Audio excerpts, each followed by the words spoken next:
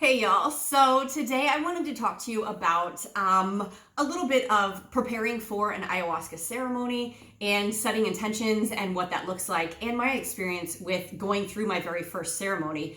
A little bit of the things that I've learned that when I first wanted to go on this journey and started to look for videos to try to find, these are some of the things that I want to kind of fill in the gaps of what I couldn't find that I would have really liked to know the answer to, kind of going into this process. So this is a video series that I want to share with you. I'm going to be breaking it down into bite-sized pieces so it's not taking up a lot of your day unless you decide to binge watch on it.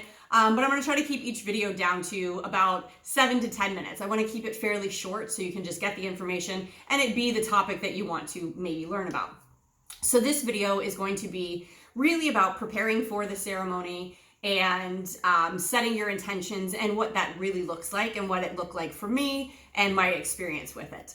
One thing you have to know right off the bat is I believe that this has to be something that you're actually ready for.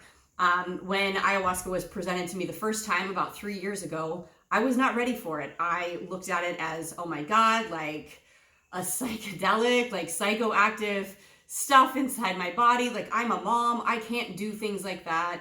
I had no idea. And I think that led into part of the fear of wanting or not wanting to do it and not being ready to do it. Yes, there are going to be people who they might be on a trip and then decide, oh, I'm just going to do ayahuasca. And that's the thing, is I don't look at it as doing ayahuasca. I look at it as working with ayahuasca. Ayahuasca is going to show you a lot of things that are already inside of you that maybe you've suppressed, or it's at the subconscious level that you're not actually dealing with or seeing in the present form. With that said, when you prepare for a ceremony, I think you should go into it with a lot of respect for the sacred medicine, because that's what it is. It is a sacred plant medicine. The indigenous people have been using this for thousands of years for a specific reason. It's not just to go on some trip, right? Like, it is done for healing purposes and it has good reasonings behind it.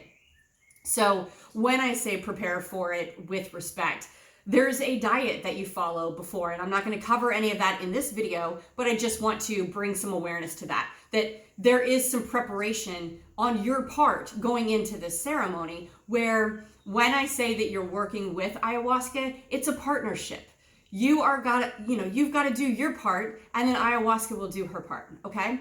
So part of that, doing your part, is preparing and getting your body ready for the plant medicine and to receive it and to have the most beneficial experience you can from it.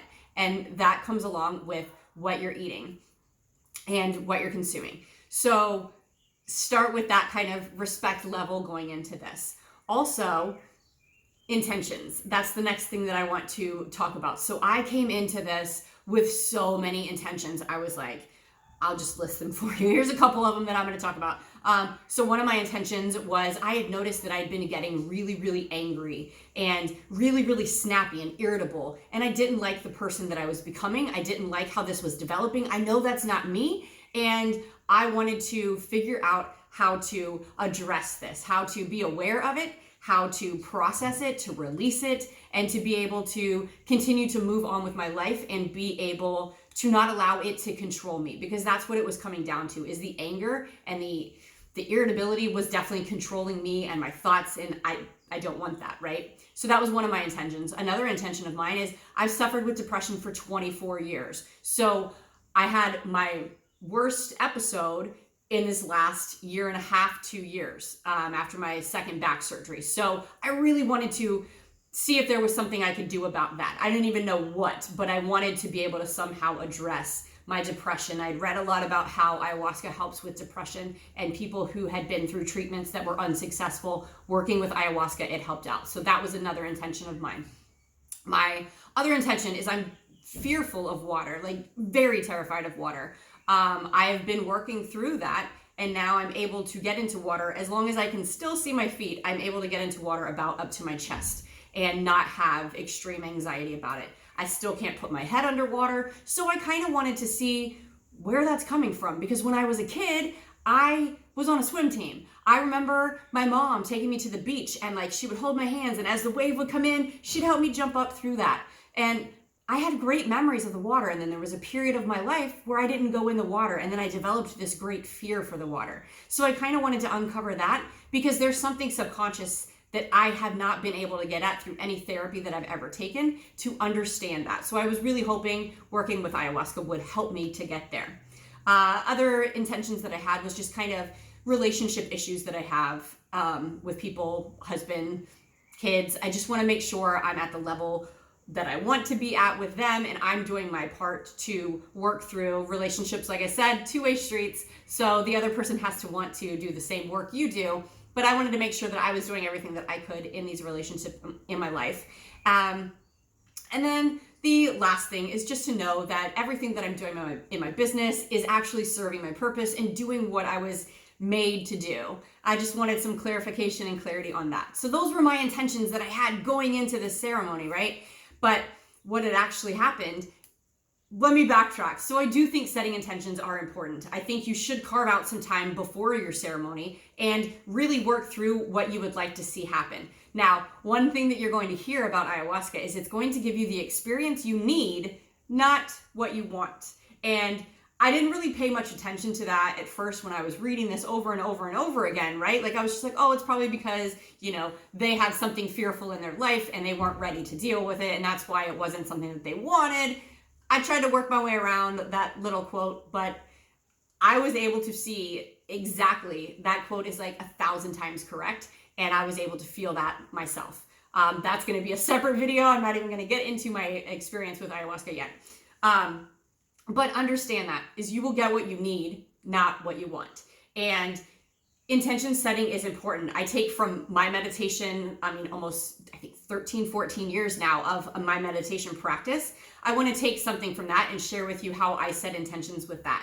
When I go into a meditation session, I have an intention of what I would like to either get to in that session or uncover maybe later after I leave that session. And a good way to do that is saying, show me this, or help me understand this, or teach me this. And when you get into that level, it kind of helps you get that clarity, right? So I went into this ayahuasca ceremony with that same type of intention. But what actually happened is when it was my turn to take my very first cup, I'm holding that cup and I look down at it and I just say, I'm coming to you with an open heart and an open mind.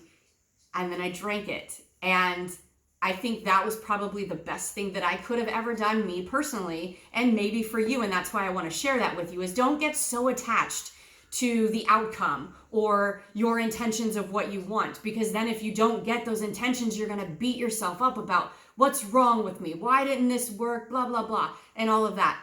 And one of the biggest things I feel like when I had that open heart, open mind idea going into this, that really helped to enhance the experience that I had and make it what I actually needed. Like I said, I'll get into that again later, but I just want you to not be so attached to outcomes and not be so attached to the intentions that you may or may not get out of. It could come later. That's the thing, is you never know when it's going to come.